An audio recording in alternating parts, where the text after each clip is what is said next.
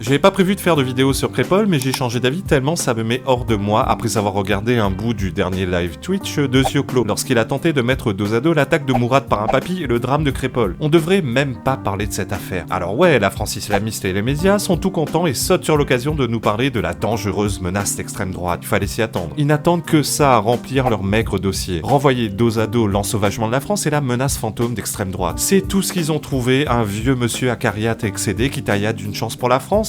Désolé, mais d'une part, personne n'est mort ou grièvement blessé. D'autre part, y a qu'à voir la vidéo. Les mecs l'ont provoqué et filmé avec insistance. La victime a même empêché son pote d'intervenir lorsqu'il sentait que le ton montait. Mets un coup de cutter, vas-y,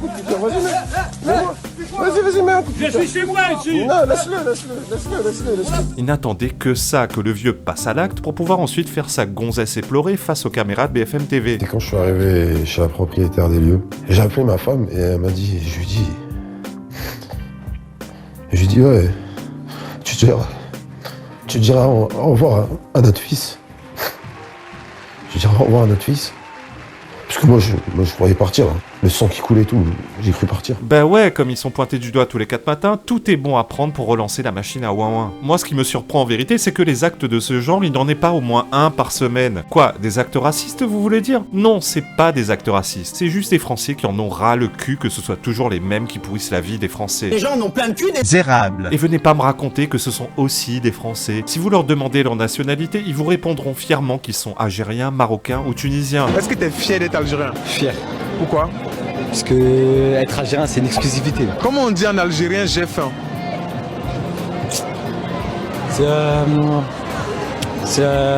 J'ai faim. Ouais, comment on le dit en algérien? Je pense que c'est un chibren, je sais pas comment on prononce, mais un truc comme ça. Ok, comment on dit j'ai soif? Moi je parle pas arabe, hein.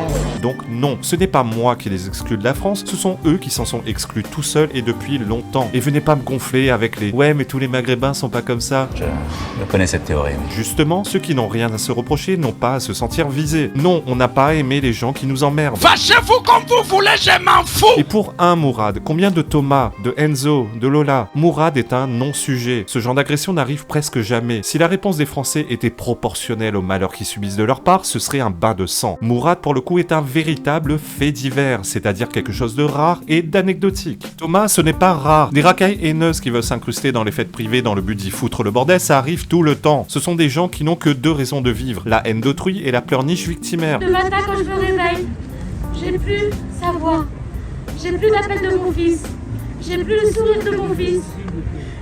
Tout me manque de mon bébé. Les Blancs, les Français, la France, les gens heureux, les gens qui réussissent, les gens honnêtes, les gens bienveillants, tout ça représente ce qu'ils détestent plus que tout. D'ailleurs, ils se détestent eux-mêmes. S'ils s'aimaient et se respectaient un minimum, ils n'iraient pas à 15 poignarder des gosses sans défense dans une fête de village. À moins qu'ils aient eu la haine à cause du racisme systémique. Mais oui, ça doit être ça. Si cela était vrai, ce serait extrêmement grave. Ça fait plus de 50 ans qu'ils se font refuser l'entrée des fêtes et des boîtes de nuit, mais ils n'ont toujours pas compris pourquoi. 2 fois sur 3, quand on recale un groupe Érable. on nous laisse même pas 10 secondes de discussion ou d'explication, ça monte dans le conflit tout de suite, avec les menaces, les insultes dans leur langue, les menaces de mort, hein, ça c'est fréquent, on va revenir à plusieurs, bref, ça c'est fréquent, très très fréquent, et d'ailleurs quand on voit un groupe arriver, où on voit qu'ils vont être plusieurs... Érable.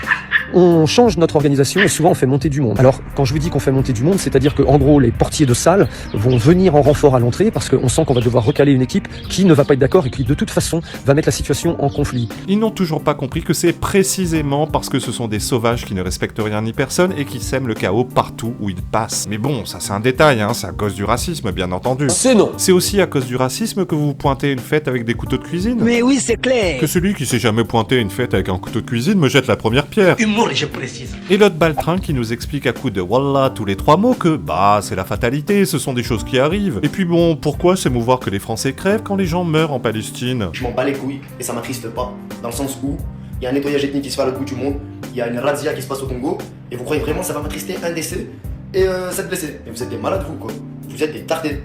Certes, le petit ça fait mal au cœur, il avait pas à mourir. C'est la vie, vous voulez que je vous dise quoi? Moi je vais aller pleurer. Fallait oser la sortir celle-là. C'est pas grave si on tue les vôtres, il y en a d'autres qui meurent dans le monde. Bordel, mais foutez ça aux poubelles, s'il vous plaît. Non, ce n'est pas une rixe. C'est une expédition punitive. Non, on n'a pas besoin d'attendre la fin de l'enquête pour savoir qui a fait le coup ni pourquoi, on le sait déjà. Wallah, wallah, je vais shahed, Allahu Akbar, je vais vous niquer vos mères. On n'est pas devin, on a juste l'habitude. Et devinez quoi? Plus l'enquête avance, plus il semblerait qu'on ait raison. Encore une fois. Et j'avoue. Est-ce qu'ils sont venus dès le départ dans le but de tuer? Ça, on n'en sait rien pour l'instant. Mais de toute façon, le moindre prétexte est toujours bon avec ces gens-là pour le faire. Donc je suis désolé, mais c'est la même chose. Vas-y, j'étais poulé avec toi, sans poulet avec moi, enculé de ta mère. Bref, j'ai pas épilogué 150 ans, je vais pas me lancer dans des « il faut s'organiser, il faut se défendre, il faut réagir ». On va rien faire. Il y aurait une marche blanche et des roses, et dans quelques jours, on n'en parlera plus, jusqu'à ce qu'un nouveau massacre vienne chasser celui-là. On va rien faire parce qu'on est terrifié à l'idée de passer un seul jour en prison. Désolé, je termine pas sur une bonne note, mais vous savez que j'ai raison. Every girl who wants to get married has to put a lump of cow shit on her hair. This is not only a symbol of the beauty of girls, it is also a symbol of girls' adult marriage. The more cow excrement apply and the more glowing it is, the more beautiful the girl is.